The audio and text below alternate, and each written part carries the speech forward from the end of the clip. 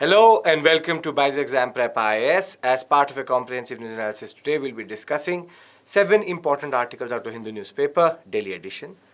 And the questions which we are raising today are quite interesting because they're related to GS Paper 1 and GS Paper 3. And then a new section, as we call it, Prelims Bytes section. So as for smaller topics which have a bearing on the Prelims examination. Before we begin, good morning to all of you. And as I said, every time after the session on the Telegram channel, there will be an MCQ based test, so you should subscribe to our Telegram channel also. Now first we'll talk about climate change and an interesting angle which has come through the UN. Thereafter we'll go into 2 topics which are related to art and culture current affairs, because the Sunday paper itself has a lot to give us with regards to art and culture. But this topic with regards to the pashmina shawls is also related to GS Paper 3, has a bearing on certain species, therefore it becomes important for environment. And thereafter, Prelims Bytes, 4 very interesting topics with regards to first, the de-dollarization of the world itself because of the Russia-Ukraine crisis. Thereafter, India-Romania Defence Pact, then the defence exports itself. And last but not the least, Bandipur, a very interesting and important milestone with regards to how we have increased the number of tigers in the Bandipur reserve itself, the first reserve to get Project Tiger itself. So, with this, let's enter the first topic. So, before I go into the integrity of the topic itself, let's talk about climate change. And we've been talking about climate change in different contexts, the IPCC synthesis report, generally. But the problem with climate change right now is basically accountability. When it comes to the fact that if you don't meet your targets, and a lot of countries talk about a lot of things, they talk about certain targets they will meet, but they don't meet it, they just revise it. Therefore, there's no concept of accountability. If you are not meeting your targets, you are not held accountable for it, and therefore, who is giving the cost of that, or who is paying for that accountability in that regard? And therefore, if you change your targets for you as a country, for example, the US or China, it's just about omission and editing your targets. But for certain countries, the least developed countries, or generally the countries in the Polynesian sector, Tuvalu and other related to Vanuatu and all these small countries which are seeing climate change impact their lives day to day, it is a major consequence. Therefore, when it comes to climate accountability, there's no basic regime and there's no basic concept itself that, okay, if you don't meet it, then what? And as it is, the IPCC reports are saying that our window of opportunity is closing. We've already warmed up to 1.1 degrees Celsius and we only have 0.4 degrees Celsius to play with. So therefore, the concept of accountability has now been pushed into the UN, and there's a new angle which has come through. And the article, the point is that when we talk about accountability, when we talk about climate justice, if there is an obligation on a state, then what is the bounds and limits of that obligation, and are there legal repercussions to that? So what has happened is that with least developed countries and certain UNGA countries, headed by Vanuatu, a very small country, but impacted by climate change quite a lot, they have passed a draft resolution, and that resolution most probably is going to get passed generally. And what they've done is they've asked, and this is the basic point of this article, going into the generic, and then we'll go into the nitty-gritty. They've asked the International Court of Justice at The Hague 2 very basic questions. And though we know that ICJ, basic resolution or a basic judgment on something like this will not be binding, but it's significant. The first question they've asked is that what is the obligation of a country under international law for securing and ensuring climate change does not impact the future and the present? And if there is an obligation, what are the legal repercussions of a country not meeting the targets and therefore harming other countries or having a devastating impact on climate change generally? So now they're using this word called obligation, and second with regards to legal repercussions. Now this concept seems very interesting and is very relevant for your examination, generally mains. But the problem of this concept is that though the ICJ can say yes, there is an obligation on every country and there's a legal repercussion, but the point is that judgment is not binding itself. So whilst it can be a guiding light for other countries with regards to how to go forward, or even the COPs under UNFCCC, the point is that this whole concept is a little bit futile, because it's just again raising certain questions for which there will be no answer, and if there is an answer, there is no implementation or basic way in which we implement or have executive power over it. Therefore, this article itself is, and the UN resolution itself is a productive step. However, how productive it is in getting to the fact that we can get certain concept of accountability or climate justice is a totally different thing. So we have to see how US and China respond to it. India's response has been lukewarm. It did not support it explicitly. It's been waiting to see how China and US respond. And generally, though we believe that we will be able to meet our nationally determined goals, but the aspect is, if we don't, then the countries, developed countries, will, as it is, not have any consequences. So developing countries like us should also not have that. So therefore, this whole exercise, though seems fruitful, the ultimate aspect, and we will see as this whole concept develops further, will it have any consequence on climate justice or accountability? So before again I go into the nitty-gritty, please understand there are three basic things you need to know, because you will see these words now sprinkled around in the paper. First is accountability with regards to climate accountability, the concept of global warming, who is accountable for the problems and who is accountable for some countries not meeting their targets. Then this word obligation with regards to what is the obligation under international law. And third, and very simple, which is, are there legal repercussions or should there be legal repercussions for not meeting nationally determined goals which have an impact on other countries. So these three words, remember, I'll write this down, legal repercussions. These three words become very, very important for you. Accountability, legal repercussions, and obligations. So let's talk about the nitty-gritty, the details of this whole article. The UNGA has moved a resolution asking the International Court of Justice at The Hague to provide an opinion to what kind of obligations countries have towards climate change reduction based on the promise they've made under UNFCCC. So, the United Nations Framework Convention for Climate Change, if you are going into a COP, if you are going into UNFCCC, and you say that my nationally determined goal is that I am going to do this much reduction by 2040, this much emission, this much afforestation, if you don't meet it, then what is the obligation of that country? Therefore, the first interesting aspect about this whole process is that one of the smallest countries in the world, Vanuatu, has passed this resolution or has been pushing for this resolution quite a lot. It has spearheaded this consensus in passing this resolution. And under the Article 96 of the UN Charter and the draft resolution A77, don't have to remember this, but the draft resolution A77 L58 asks two very basic questions to the International Court of Justice. This is embodied within the UN Charter itself. UN can ask certain questions to the ICJ, which is the International Court of Justice at The Hague. And let's see what are the two basic questions they've asked. I've already given you the basic nitty-gritty. We can go further into that. What are the obligations of states under international law to ensure the protection of climate systems for present and future generations?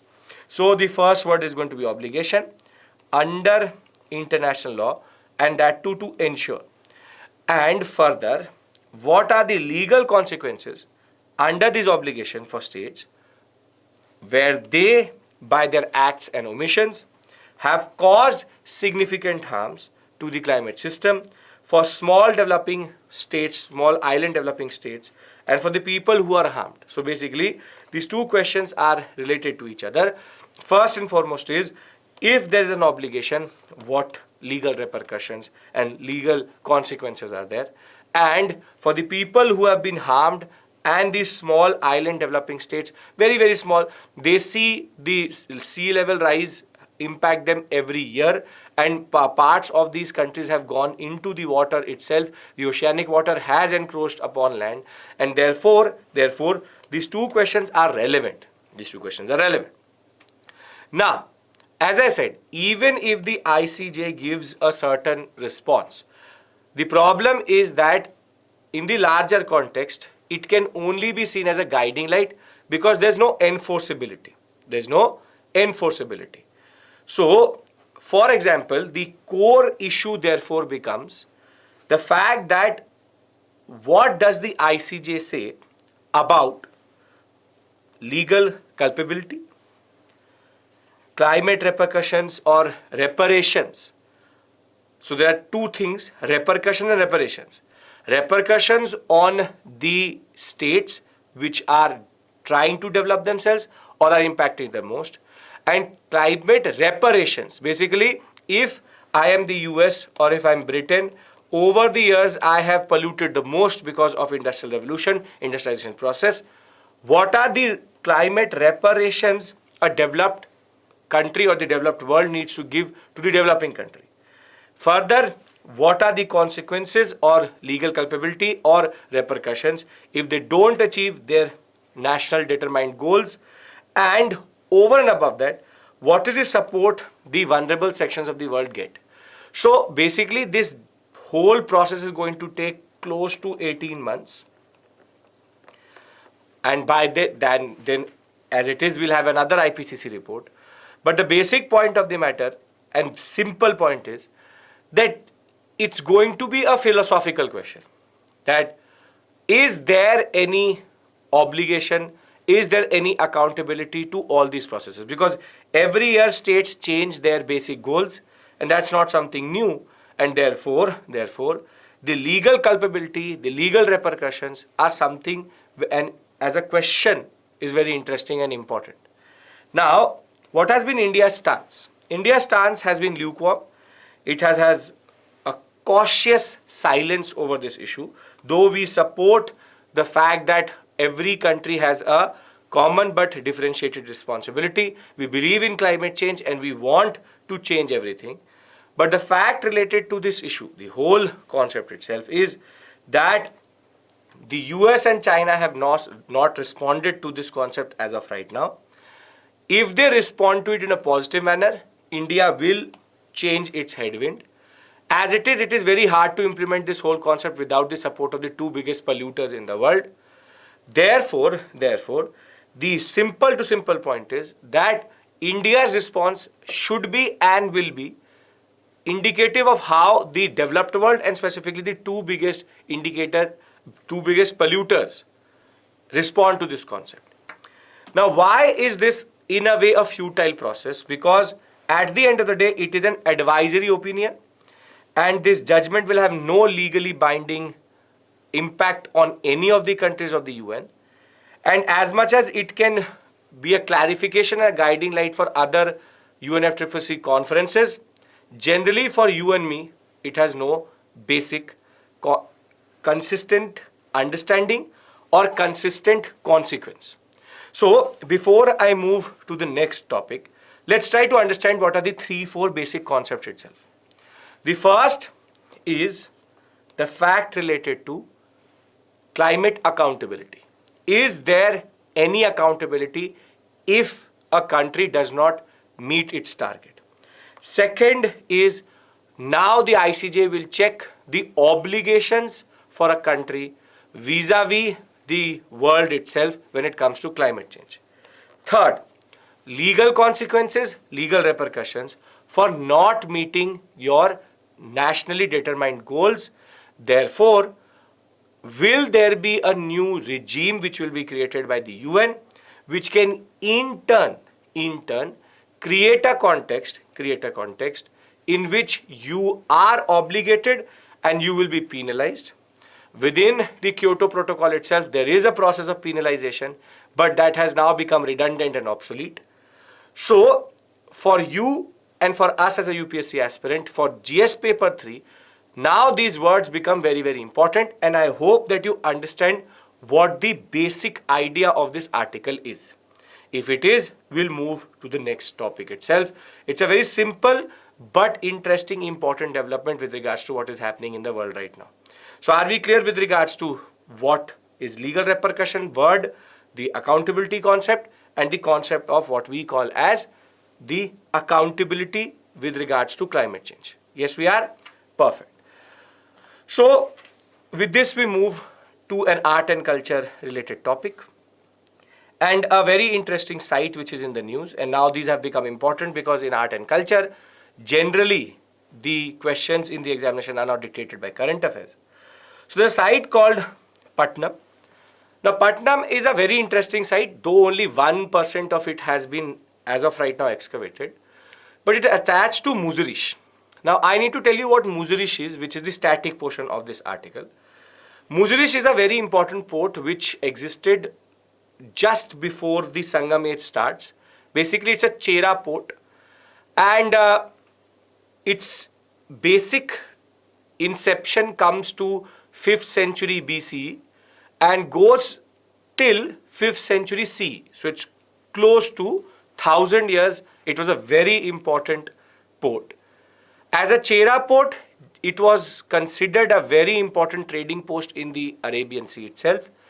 And the most distinguishing feature or unique feature about Muzirish is that it had a lot of what is called Greco-Roman presence or Roman presence. So, under Augustus Caesar and Trojan and other Roman kings itself, Muzirish was a very important spice port for the Romans, generally for black pepper. And the testament to that would be that when you go to Muzirish, you will find that there's a temple for Augustus Caesar. So there's an emulation of the fact that you worship gods. So for the Romans, Augustus Caesar was a god. So the Augustus Caesar temple. And we have literary references with regards to the Sangam literature itself, which says that there were 2 regiments which were placed in Muzirish, and these 2 regiments were Roman. So there's a major presence of the Romans in this sector. And as it is, Muzirish has been in the news separately also. But as of right now, its name becomes very important for you because it can come in the examination generally. So Muzirish is an important port with regards to the Cheras. Now we have a site which is attached to the Muzirish complex or Muzirish sector, which is called Patna. Now why has this site become very important or very interesting? Because see, as it is, we believe that it flourished between 100 BCE to 300 CE. That's the major mature period, though it existed between 500 or what we can say rather 400 BCE to 400 CE, 5th to 5th. Now, during this period, this is an Iron Age site. So we find iron, we find bronze also, we find gold also generally. Finding bronze from southern sites is interesting because here the shift was rather from stone to straightaway iron, or rather maximum sites are megalithic sites. So we find an iron post Iron Age site called Pattanam. But what is interesting about this site attached to Muzirish is the fact that it has not yielded 3 major things which are associated with all other sites and cultures around Muzirish and Pattanam. First, it is not giving any indicator of any major religious or social division, which is that what we call caste or varna distinctions are not being projected in any of the excavations we've seen at Pattanam.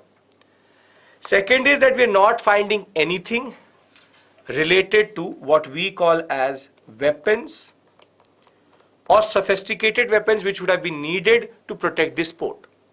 So, just to give you a basic taste, the fact of the matter is that 1% of the site has been excavated. There is no evidence of institutionalized religion or anything related to what we call as caste distinctions or varna distinctions. So there is no graded inequality, and therefore this site now has challenged our notions about Sangam polities, Sangam text, and generally the port cities of the Cheras. So as it is not giving us any form of social division and religious distinctions and weapons, the fact of the matter becomes is then how was this whole sector or site organized? Now the first question which should come to your mind is, how do we come to the conclusion, or how do we know that there is no religious or social distinction, or what is called graded inequality or religious understanding? That we get to know through basically the burials. The burials are not showing any grave tools or grave goods, so there is no concept of afterlife in their mind. And more than that, there is no religious symbolism we're finding, which you would find in other Sangam polities or Sangam sites. Here we are not finding any religious, what we call as symbolism. We are finding what are called different cultural expressions, but not different religious expressions. Further, because there is no form of grave goods, that in turn is not indicating to us any form of graded inequality, because some goods would have more, some graves would have more, some graves would have less. But here the graded inequality concept is not there itself. And further, we have not found any sophisticated weapons of iron throughout this site till this point. Though there is a chance that we find it further as we go on in excavating, but on the what we call as upper layers or the upper period of this Iron Age, there is no basic indication of two very important distinctions on concepts which are very closely related to any of the Sangam sites or even Muzurish itself. So this site has now become a mystery.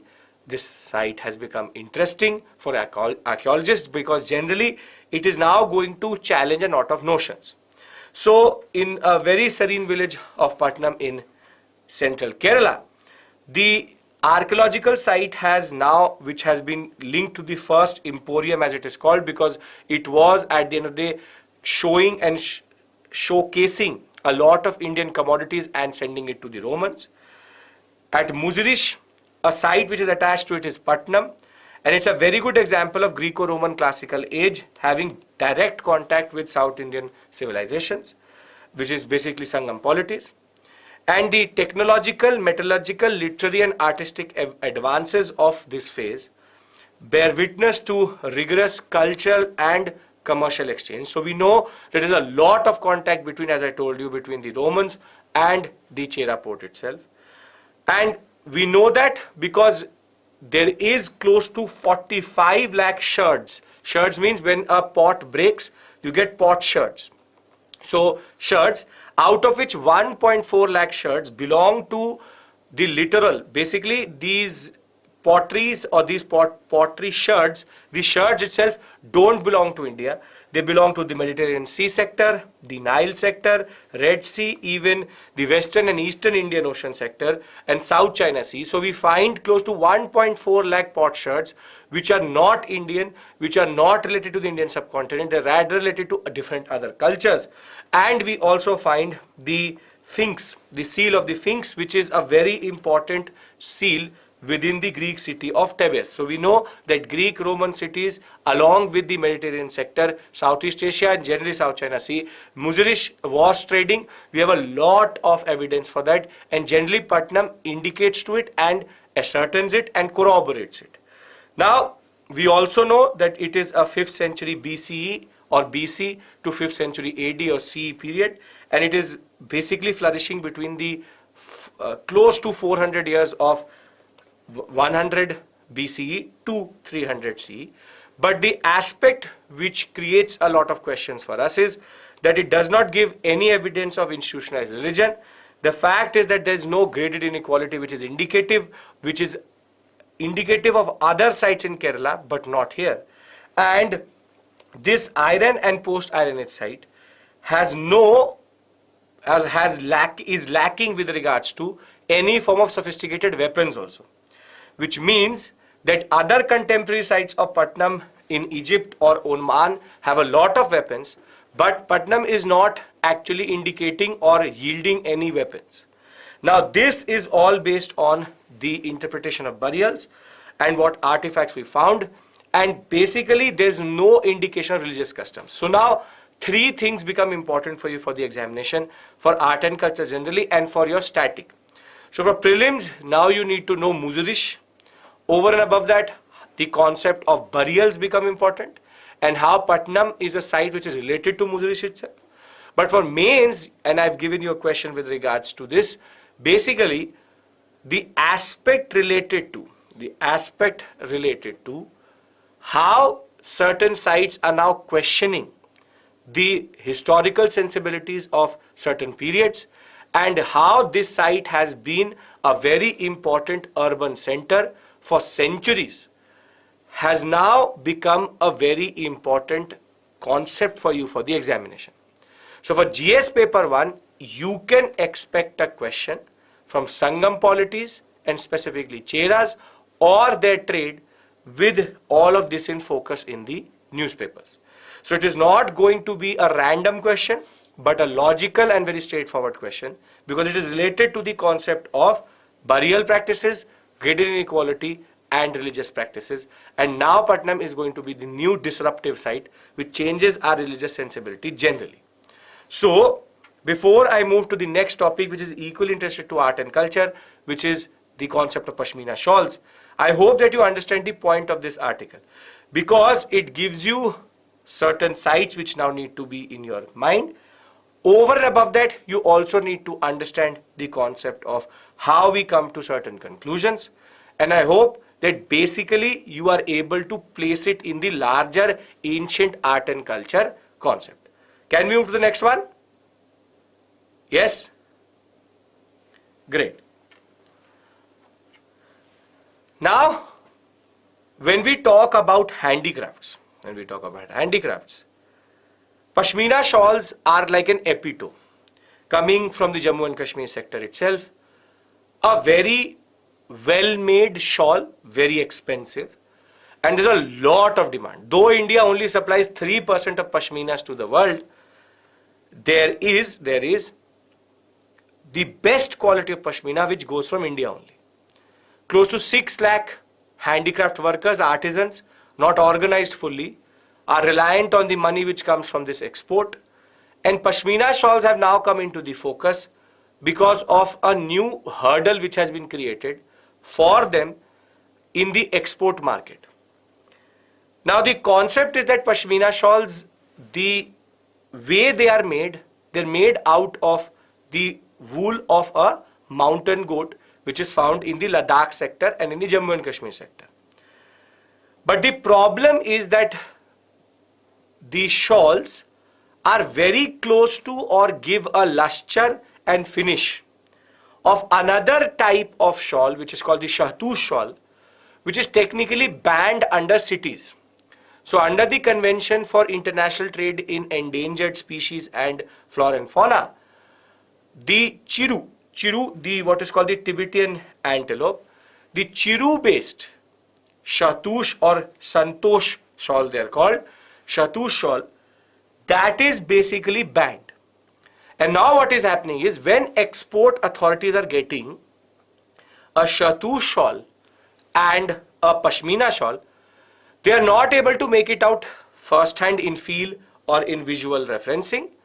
Then even if they are going for microscopic checking, which is the way the quality of a pashmina shawl and a shahtush shawl is checked, at the custom centers or the custom posts, they don't have the technology to do it, and that in turn leads to the consignment to get seized, or there is a major delay, because that shawl now needs to go to Dehradun or to Delhi, where there will be further microscopic study to decide if the shawl is made out of shahtush or the concept of the Tibetan, what we call as pashmina shawl.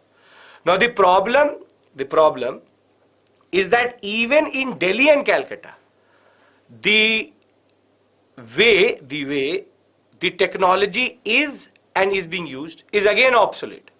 So they are still not able to make out that is it pashmina or is it shahtush.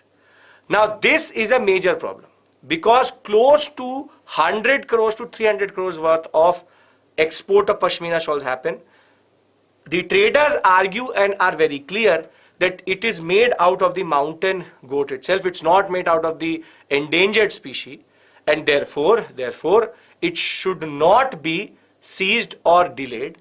However, because they know it, and in order to prove it, they have to go for advanced tests. There's a major delay in which they're not able to meet their consignments. So this concept has now brought in the pashmina shawl in a lot of focus, and therefore you need to know about this concept and issue. Because the pashmina shawl market across the world is big and India is a major supplier.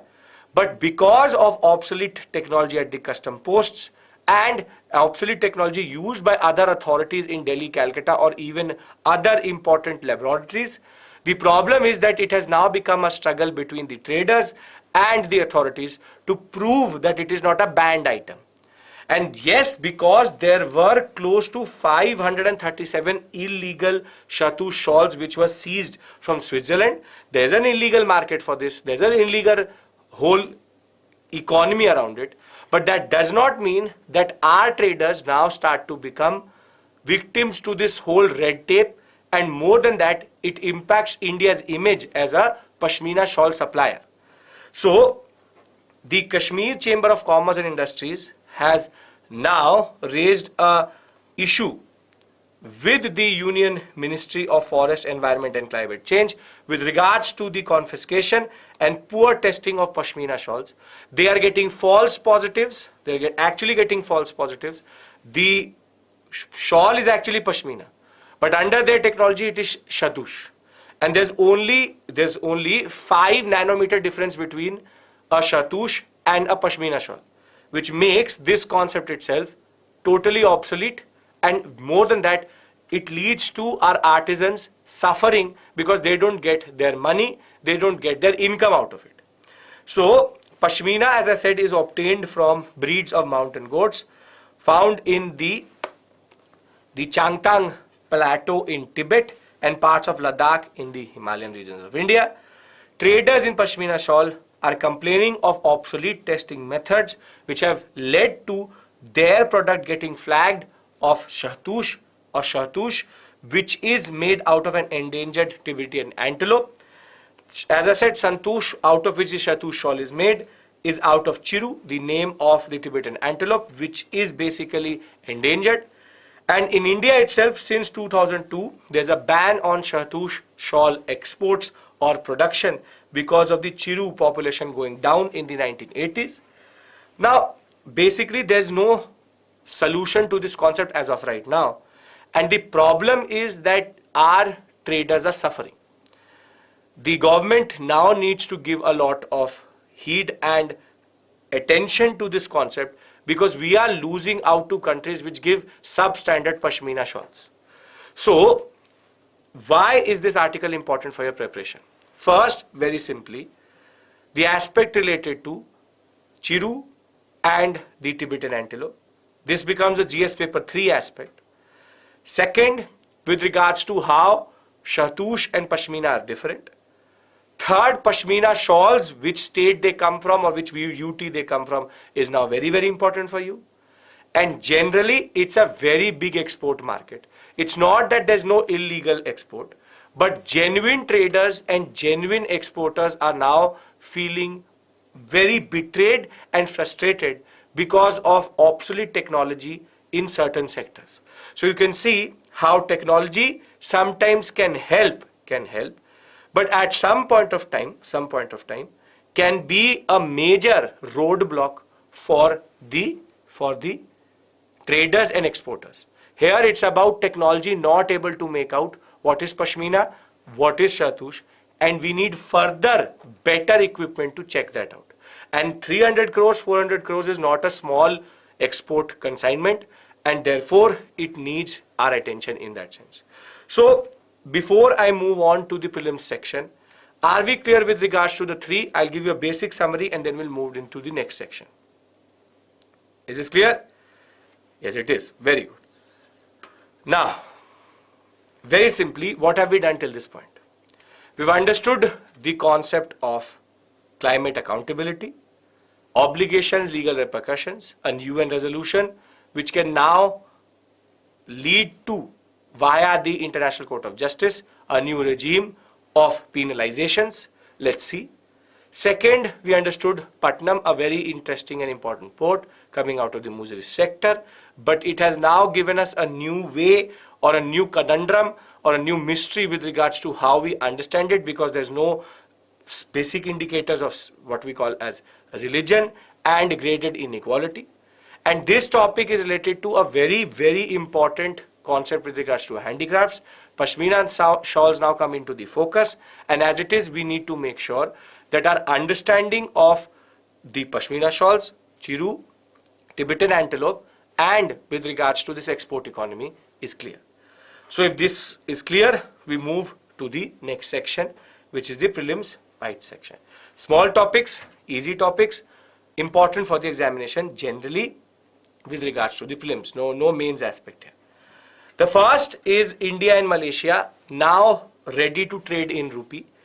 Now, if you know the whole process of what we call as the Ukraine-Russia crisis and the economic sanctions on Russia as of right now, the problem right now is that you cannot pay Russia in the US dollar, or Russia can't transact with any country in the US dollar because of the sanctions which have been put in by the US and the NATO countries because of the invasion of Ukraine.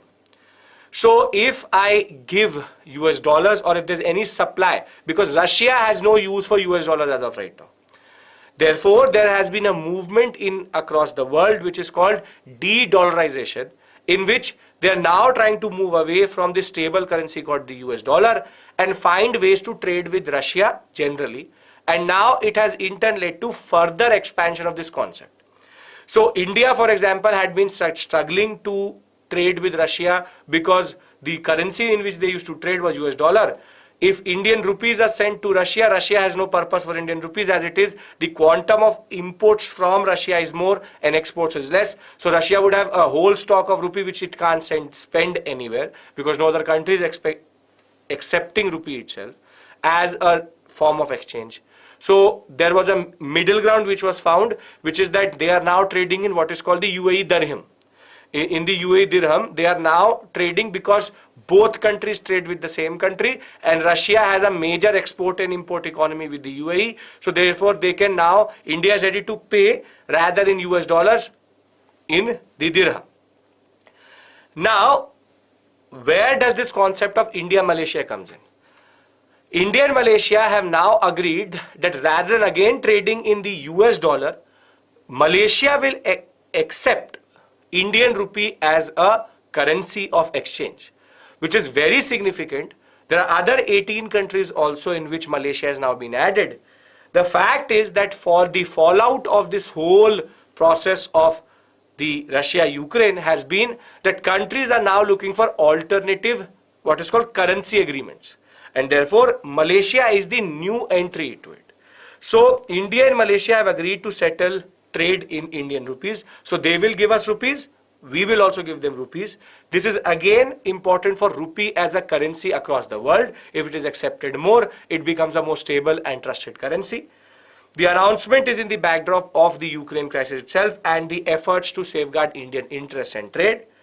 The shift away started once Russia got the sanctions and you could not trade with Russia vis-a-vis dollar, so there was a movement towards de-dollarization, and trading in the US dollar has now become extremely difficult in the Eastern or the Central Asian sector. Therefore, now the countries have moved away from the US dollar and are trying to find middle grounds. This middle ground India has capitalized on it. 18 other countries were using it. Now, India and Malaysia have gone into a concept of India-Malaysia rupee-based understanding. So, Malaysia can pay India in rupees, India can pay Malaysia in rupees, therefore negating the need for the US dollar. It's good for the Indian economy because if there's high demand for the US dollar itself in India, the exchange rate starts to change and the rupee starts to weaken. If we can substitute, or rather substitute US dollar with the rupee in trade, it can lead to the appreciation, and more than that, Indian rupee becoming more acceptable and strong vis-a-vis other countries or other countries' currencies.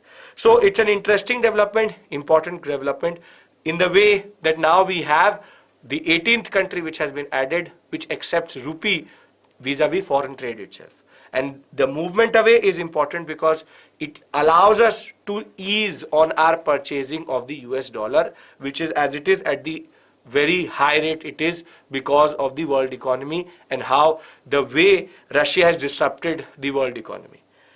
With this, we move to India and Romania, a very small topic, very straightforward topic. And India-Romania, basically, a defense pact has been signed very recently. And the defense pact is important because it's about mutual interest, co-development and co-production of military hardware. Romania would be an interesting and important ally for India in the Balkan sector or in Eastern Europe, because in that sector India's presence has been a little bit what we call as obscure or very minimal. So this can help India show to the world, and the next topic itself is related to it, which is defense export. India can find this sector or can use this sector vis-a-vis defense export and as a new playing ground for defense-based technologies and cooperation. And this is a very interesting and important step with regards to Romania, now going into an understanding with regards to defense, in which they are now ready to even cooperate in defense medicine, scientific research, cyber defense, technology, and research and development. And because Romania has access to generally the European technologies and other NATO countries, it can be an Indian entry into the European EU market and EU-based economy. So it's a very standard, very simple article, but significant with regards to the way it has a repercussion on India generally. Now, we've done three, very simple, the India-Malaysia, the concept of India-Romania, and very simply, the fact is that these two are related to how India is changing its foreign policy and its presence across the world. Now comes a very significant and interesting and very positive development, which is defense exports of India have touched an all-time high at 15,000 crores, which is 3,000 crores more than what it was last year and 10 times of what it was in 2016-17, which is actually a victory for Atmanirbhar and generally India's defense cooperation and the concept of technology transfer itself. And India is now exporting to over 85 countries different technologies which we have developed or we have developed in collaboration with other countries. Now again, don't have to remember this list, but you need to know that India is finding its feet with regards to defense export, which is again important for India in as a defense partner, as a superpower, or generally for our economy. Now, what are the things which we are actually exporting to these 85 countries? Dornier 228, produced in India itself. ATAGS, produced in India itself, fully indigenous. BrahMos, India and Russia, the fastest cruise missile in the world. Akash surface-to-air missiles, again fully developed in India. The whole radar simulator systems around it. Tata has been very significant in producing 9 what are called mine-protecting vehicles, armored vehicles. The Pinaka rocket missile system, again indigenous. Now Mark III has come in with regards to that.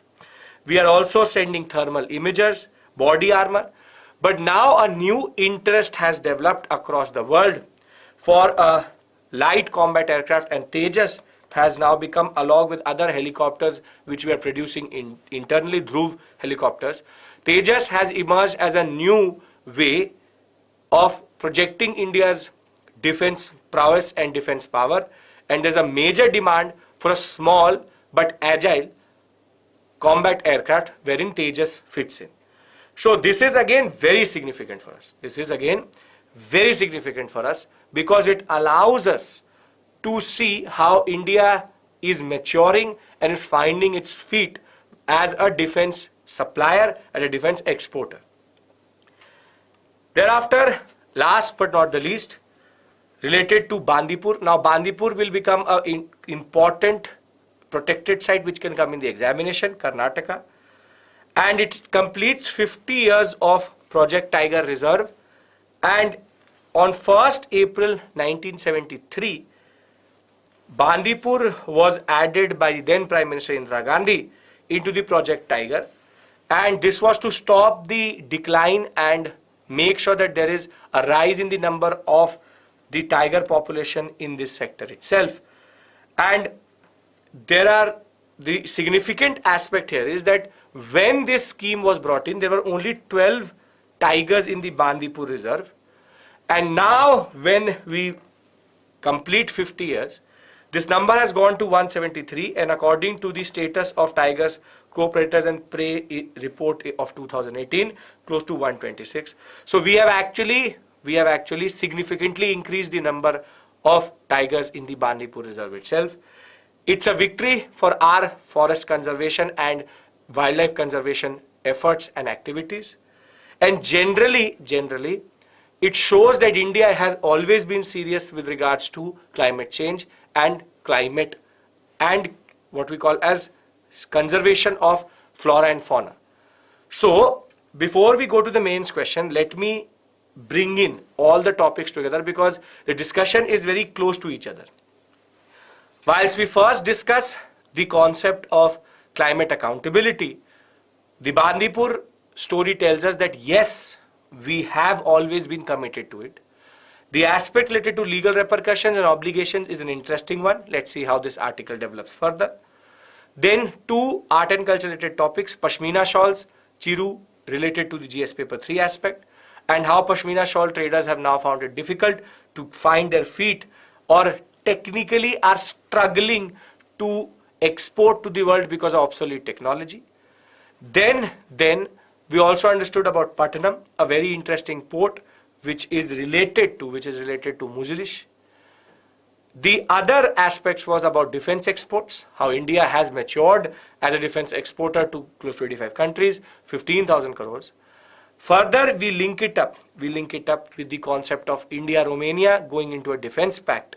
And last but not the least, the aspect related to de-dollarization, a concept you need to understand generally for GS paper 3, and how the Russia-Ukraine conflict has unintended consequences across the world, wherein now rupee, 18 countries are ready to accept it as a currency without using the US dollar itself.